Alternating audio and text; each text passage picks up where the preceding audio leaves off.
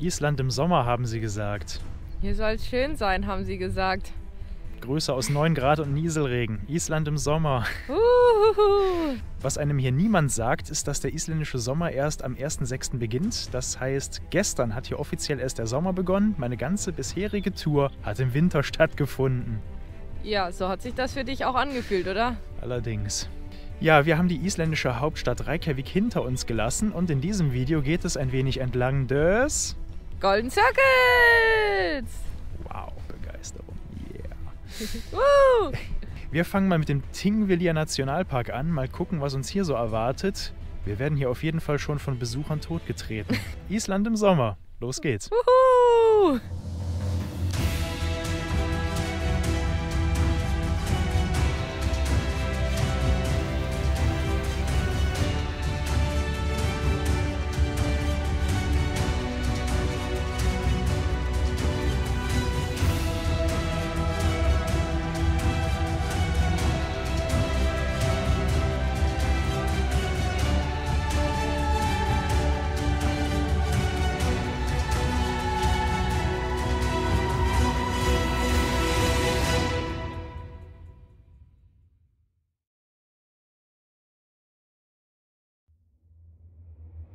Voll beladen haben wir uns frühmorgens von der Hauptstadt aus auf den Weg gemacht. Und ganz wichtig, wir sind wasserdicht angezogen. Denn wir müssen heute ein letztes Mal stark sein. In dieser Episode erleben wir das schlimmste Wetter des gesamten Trips auf Island. In den Bergen erwischt es uns kurz aber heftig und ich erlebe mein persönliches, absolutes Stimmungstief. Aber dann haben wir es geschafft, in den übrigen Episoden wird das Wetter kein Thema mehr sein. Mit dem Thingvellir Nationalpark fahren wir an einen Ort, der mal wieder unmöglich auszusprechen ist. Meine Recherche ergab, dass er etwa wie Thingvellir ausgesprochen wird, aber das ist wie immer ohne Gewähr.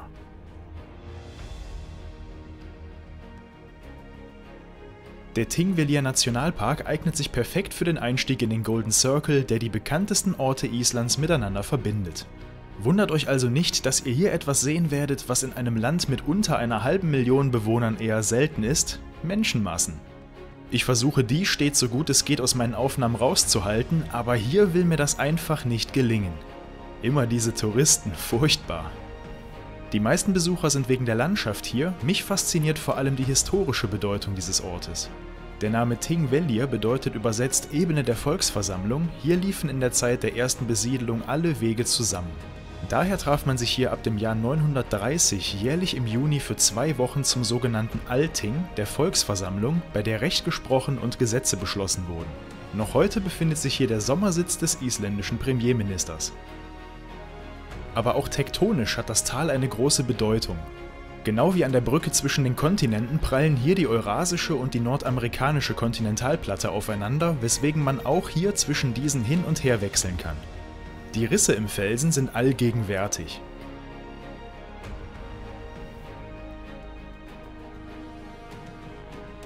Aber nicht nur das, hier kann man zwischen den Kontinenten sogar tauchen gehen. Durch den Drift der Platten, der in den letzten 10.000 Jahren immerhin 70 Meter betrug, ist die Silfra-Spalte entstanden, die den Tauchern unter uns sicher ein Begriff ist. Denn durch ihr glasklares Wasser eignet sie sich hervorragend zum Tauchen oder Schnorcheln, unzählige Gruppen steigen hier nacheinander ins Wasser. Bestimmt ein unglaubliches Erlebnis, aber da es sich um Schmelzwasser eines nahen Gletschers handelt, das nur 2 bis 4 Grad warm ist, sicherlich auch ein eher frostiges Vergnügen.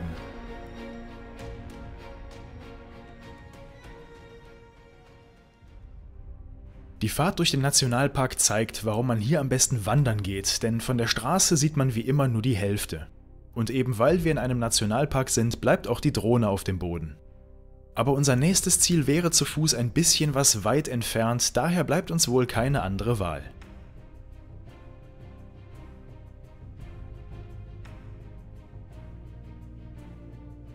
Und die bereits von weitem sichtbare Wolke aus Gischt vor uns ist ein gutes Zeichen, dass wir unser Ziel schließlich erreicht haben: den Gullfoss. Die Gischt ist es auch, was dem Gullfoss seinen Namen gibt, der goldene Wasserfall. Denn die Gischt soll bei schönem Wetter golden in der Sonne schimmern. Wir haben leider Pech gehabt, keine Sonne, aber immerhin auch kein Regen mehr. Naja, nass werden wir trotzdem, die Gischt entspricht etwa der Stärke eines guten Landregens.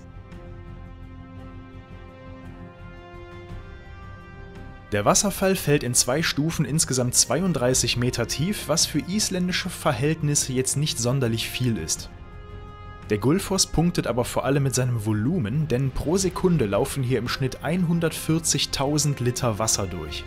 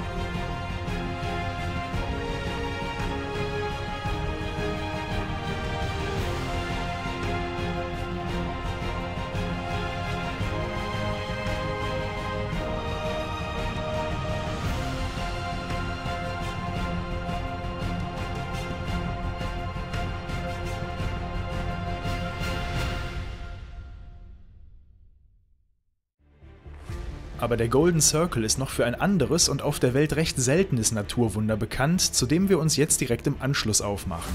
Genau genommen sind wir auf dem Hinweg bereits daran vorbeigekommen. Und es ist nicht dieser Motorradfahrer hier, übrigens gefühlt der erste, den ich sehe, seit ich in Seyðisfjörður von der Fähre gefahren bin. Ehrlich, keine Ahnung, ob da noch andere waren. Nein, ich rede vom Haukadalur, ein Hochtemperaturgebiet und aktives Vulkangebiet, besser bekannt für seine aktiven Geysire. Hier sprudeln allerhand heiße Quellen an die Oberfläche, die durch verschiedenen Mineraleintrag auch verschiedene Farben haben können. Die Thermalquelle Blesi zum Beispiel besticht durch ihre tiefblaue Färbung, die dadurch zustande kommt, dass die Mineralien im Wasser besonders das blaue Licht reflektieren. Es sei denn, ihr tragt wie ich eine Brille, dann seht ihr hier nämlich erstmal gar nichts. Genauso wenig wie die Kamera.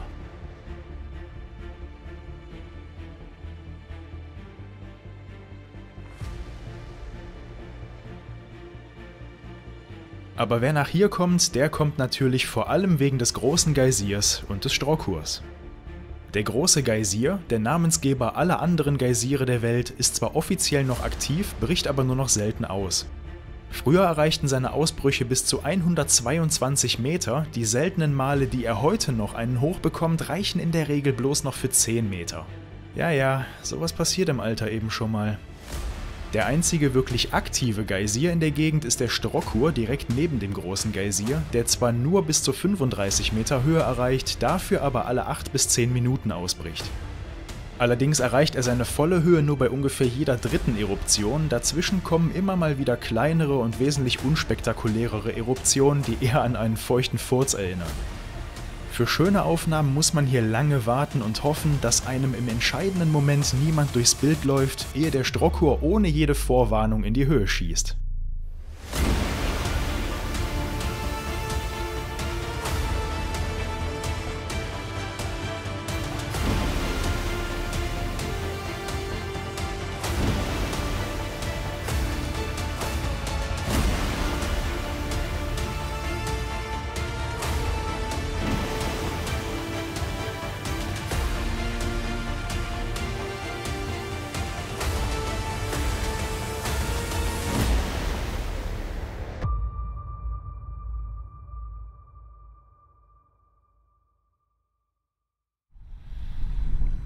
Tja, damit war es das eigentlich auch schon offiziell mit dem Golden Circle, aber wir hängen morgen noch ein bisschen was dran. Mir fallen jetzt vom vielen Filmen die Fingerchen ab, deswegen bin ich ganz froh, dass wir wieder ins Hotel kommen. Aber eine Frage habe ich noch.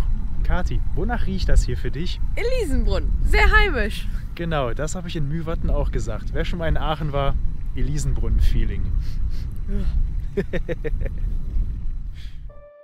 Diese Episode möchte ich nicht nur dem Golden Circle widmen, sondern ich möchte auch etwas allgemeines Hintergrundwissen zum Reisen auf Island einbauen. Die Navigation zum Beispiel ist wie auch in den anderen nordischen Ländern relativ simpel, da man sich entweder an der Ringstraße oder an den größeren Verbindungsstraßen orientieren kann. Schwieriger wird es, wenn ihr ohne Navi ins Hinterland reisen wollt, denn dann erwarten euch mitunter solche Wegweiser. Mit Navi ist es natürlich deutlich leichter, allerdings ist die Zieleingabe nicht immer einfach, denn viele Orte sind so klein, dass man sie zwar auf der Landkarte findet, sie im Navi aber gar nicht erst aufgeführt werden. Es schadet deswegen nicht, grob zu wissen, in welche Himmelsrichtung und über welche Straßen man dafür muss. Wir sind gerade auf dem langen Weg in Richtung Land Manalauga im westlichen Hinterland der Insel. Ich persönlich rechne zu diesem Zeitpunkt nicht damit, dass wir es heute bis dahin schaffen werden, sondern dass uns Wind und Wetter einen Strich durch die Planung machen, aber wir wollen einfach mal schauen, wie weit wir so kommen. Denn wir sind immer noch auf Island und damit als Motorradfahrer Wind, Wetter und den Straßenverhältnissen ausgesetzt. Und für Kati und mich kommt an dieser Stelle leider alles zusammen.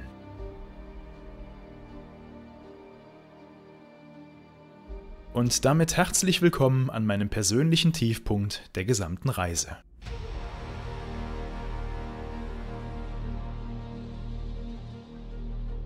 Bereits nach dem Überqueren dieser Brücke bin ich mit den Nerven am Ende.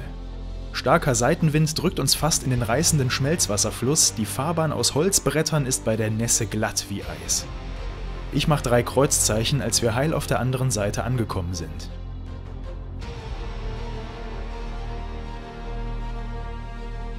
An der letzten Abzweigung in Richtung Land Manalauga, mitten im sprichwörtlichen Nichts, brechen wir ab und nehmen einen anderen Weg.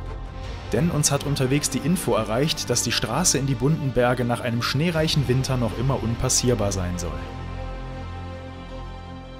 Dass die meisten F-Straßen durch Mittelisland bis in den Sommer gesperrt sind, hatte ich ja bereits auf Snæfellsnes erwähnt, als ich mein Glück auf der F570 versucht hatte. Jetzt rächt es sich, dass ich so früh im Sommer auf Tour gegangen bin, aber später im Jahr wäre die Reise einfach nicht möglich gewesen.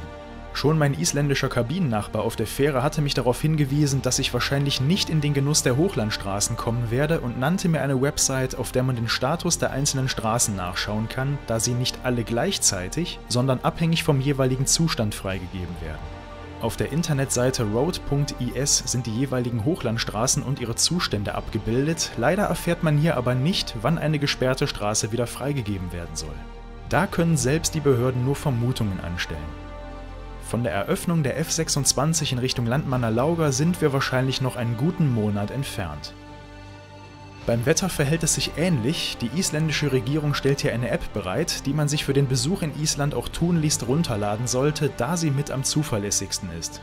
Auch diese App hat nicht immer recht, mehr als einmal wurde mir gutes Wetter angezeigt, während um mich herum die Welt unterging, aber die anderen Apps sind noch weitaus unzuverlässiger. Und die Vedur-App greift in Echtzeit auf die hunderten Wetterstationen des Landes zu, wodurch man immer mit dem aktuellen Wetter und Unwetterwarnungen versorgt wird. Wir fahren die F26 jetzt trotzdem, allerdings in die andere Richtung, die bereits befahrbar ist. Mehr oder weniger.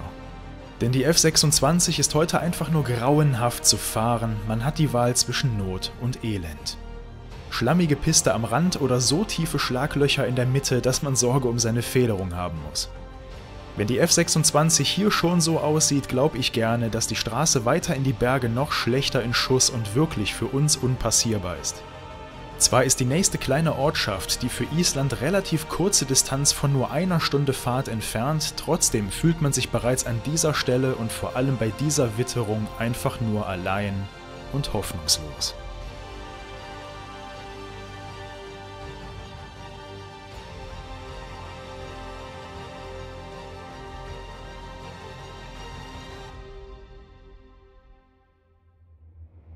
Wir müssten für diese Straßenqualität eigentlich in einen Geländewagen wechseln, denn bei dem Wetter stößt die schwere GS mit uns beiden und dem Gepäck einfach an ihre Grenzen.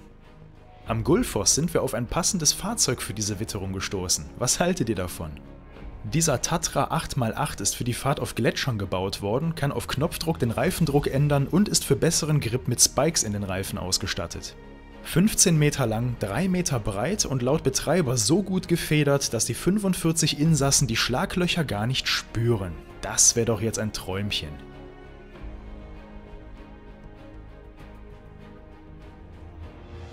Aber so müssen wir uns durch Regen und Wind die quälend lang erscheinende Strecke bis zurück zur Hauptstraße kämpfen.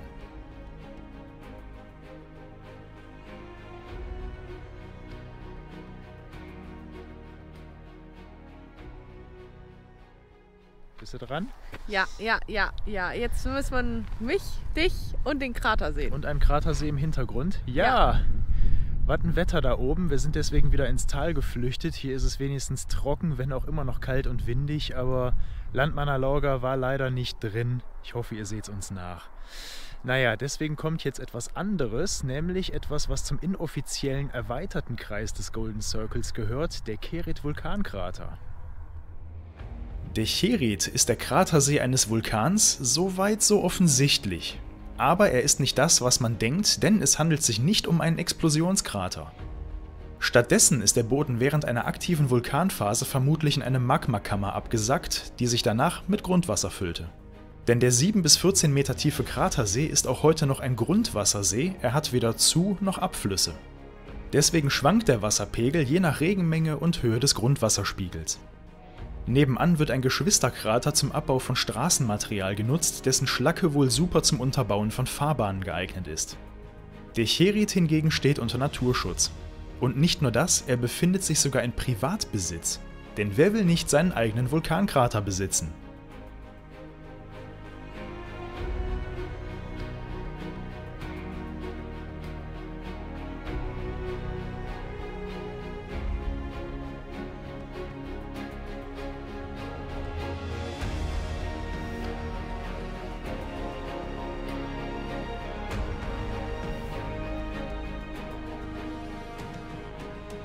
Die ganze Gegend scheint ein sehr beliebter Rückzugsort für die Isländer zu sein. In mehreren kleinen Waldstücken stehen unzählige Häuser, in denen vermutlich gestresste Hauptstädter am Wochenende Ruhe und Frieden suchen. Warum auch nicht, Reykjavik ist nur eine gute Stunde Fahrt von hier entfernt.